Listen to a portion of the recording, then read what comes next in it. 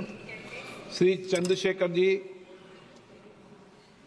धन्यवाद। घड़ी का और समय का ध्यान रखो।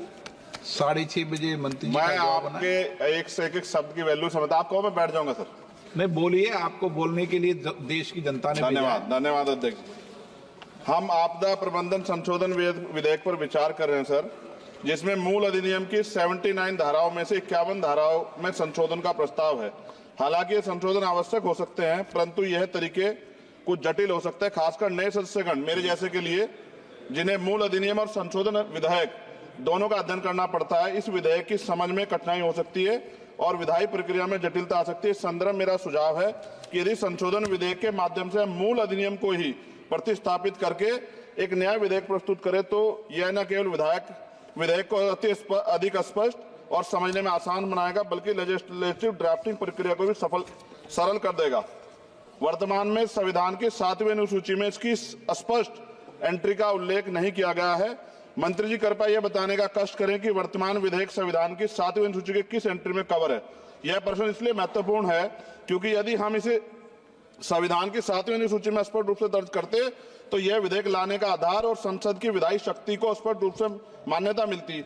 इसके बिना यह विधेयक संविधान के तहत अपनी पूरी वैधता का दावा नहीं कर सकता, जिससे इसे लागू करने में होने में अस्पष्टता उत्पन्न हो सकती है। इसलिए मेरा सुझाव है भविष्य में इस प्रकार के विधेयक लाते समय संविधान की 7वीं अनुसूची में आपदा प्रबंधन के लिए एक स्पष्ट प्रविष्टि जोड़ी जाए, ताकि संसद की विधायी शक्तियां स्पष्ट रूप से विधेयक और औचित्य की तरफ पूरा करें। मेरा प्रश्न केंद्र सरकार द्वारा राज्य को आपदा के समय धनराशि और अन्य सहायता प्रदान करने की तरीके से संबंधित है। हम सभी जानते हैं कि जब भी कोई आपदा आती है, केंद्र सरकार विभिन्न राज्यों को राहत देने के लिए धनराशि और सामग्री भेजती है। हालांकि यह देखा गया कभी कभी सरकारें अपनी पार्टी शासित राज्यों में को प्राथमिकता दे, जबकि विपक्षी दल द्वारा शासित राज्यों को धनराशि कम, विलंब और भेदभाव पूर्ण तरीके से दी जाती है। इस भेदभाव का राजनीतिक विवाद और आरोप प्रत्यारोप उत्पन्न होते हैं। विशेषकर जब आपदा की स्थिति गंभीर होती है तो ये भेदभाव और देरी राज्यों के लिए अधिक संकटपूर्ण हो सकता है। इसलिए मेरा सुझाव है इस विधेयक में एक स्पष्ट प्रावधान होना चाहिए, जिसमें यह सुनिश्चित किया जाए कि सभी राज्यों को आपदा के सहायता समान रूप से समान मानकों के आधार पर दी जाएगी। यदि प्रारंभिक सहायता प्रदान की जाती है तो यह सभी राज्यों के लिए समान और किसी भी राज्य में भेदभाव का शिकार उसको ना होना पड़े। साथ साथ विधेयक में यह प्रावधान है कि आपदा डाटाबेस के साथ अगर आर्टिफिशियल इंटेलिजेंस, रिमोट सेंसिंग और डाटा एनालिटिक्स जैसी टेक्नोलॉजी का इस्तेमाल कर डाटाबेस की उपयुक्तता बढ़ा सकते हैं। इस प्रावधान भी विधेयक के हों। एनडीएमए में जो आपने स्पेशली स्टाफ रखेंगे, क्या नियुक्ति में SC, ST और OBC को आरक्षण का प्रावधान दिया जाएगा? क्या ये बल सिर्फ मैन पावर होंगे या आवश्यक राहत सामग्रियों उपकरणों से भी लैस होंगे? इन बलों को वित्तीय संसाधन भी देने होंगे जिससे प्रभावी ढंग से कार्य कर सकें। आपदा प्रबंधन नीति डिजाइनिंग में पूर्व चेतावनी प्रणालियों के उन्नयन को शामिल करके पूर्व चेतावनी प्रणालियों को प्राथमिकता दी जाए। आपदा प्रक्रिया कोष में ऐसे प्रावधान होने चाहिए कि आपदा होने के 24 घंटे में ही प्रभावित राज्य जिला प्रशासन को एक निश्चित प्रारंभिक राशि जारी हो सके। जापान जैसे देशों के तहत 72 घंटे की महत्वपूर्ण प्रतिक्रिया योजना को लागू करना, ताकि समय और बचाव कार्य कुशल समन्वय हो। जनता और NGO को भी एक्ट के तहत बनी सभी एजेंसीज के साथ मिलकर काम करने की योजना पर बल दिया जाना चाहिए। किंतु संशोधन विधेयक में ऐसा कोई प्रावधान नहीं दिखता जो कि आपदा के समय नागरिकों, NGO और सामाजिक संगठन रोल को सुनिश्चित करे। आपदा राहत को नागरिकों के लीगल राइट बनाने पर जोर देना चाहिए।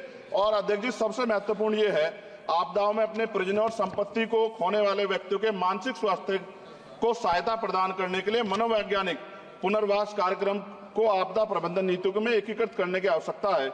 वायु प्रदूषण ये भी एक तरह का डिजास्टर है। दिल्ली और NCR के तमाम क्षेत्रों में अध्यक्ष जी इतनी बुरी हालात है, हवा जहरीली हो गई है, मेट्रो सिटी में सब जगह हाल है। इसको भी इसमें जोड़ा जाना चाहिए। लोगों का जीवन कीमती है, लोग जब सुरक्षित नहीं रहेंगे तो फिर जीवन कैसा? सर, नगीना लोकसभा क्षेत्र से मैं आता हूं सर। किसानों को हर बार बाढ़ के कारण नुकसान होता है और जब वो जाते हैं दफ्तरों में तो अधिकारी धमकाकर भेज देते हैं वापस। कोई मुआवजा नहीं मिलता, मुआवजा के नाम पे खाना पूर्ति होती है। सभी लोगों में चिंता है अध्यक्ष जी। इसलिए मैं माननीय मंत्री जी से मांग करूंगा कि जो मांगे हम देश में रखी हैं, अगर उनको जोड़ दिया जाए तो इसका फायदा आम जनता, किसानों, सब उन वर्गों को मिलेगा जिनके लिए हम लोग सोचते हैं। और भारत बड़ा देश है, बड़ा भूवर्ग है, कहीं बाढ़ है, कहीं अग्नि है, कहीं जो है रेत की समस्या है, तमाम तरह की मुसीबतें यहाँ है। तो मैं माननीय अध्यक्ष जी आपके माध्यम से सरकार से मांग करता हूं और माननीय मंत्री जी से कि इस बिल पे, जिस विधेयक को और मजबूत करें जिससे इसका लाभ जनता को। माननीय अध्यक्ष जी आपका धन्यवाद। नहीं, नए सदस्य हैं, लेकिन उन्होंने बहुत अच्छा विधेयक पर बोला है। पड़ोस वाले भी समझ लो, अच्छा है। नहीं, ये तो पुराने, यहाँ पे आप जैसे लोगों के अनुभव का लाभ मिलता है इनको, पर आप थोड़ा अनुभव ठीक दो इनको। श्री उमेश पटेल, और सामने से। माननीय अध्यक्ष महोदय जी, मैं आपदा प्रबंधन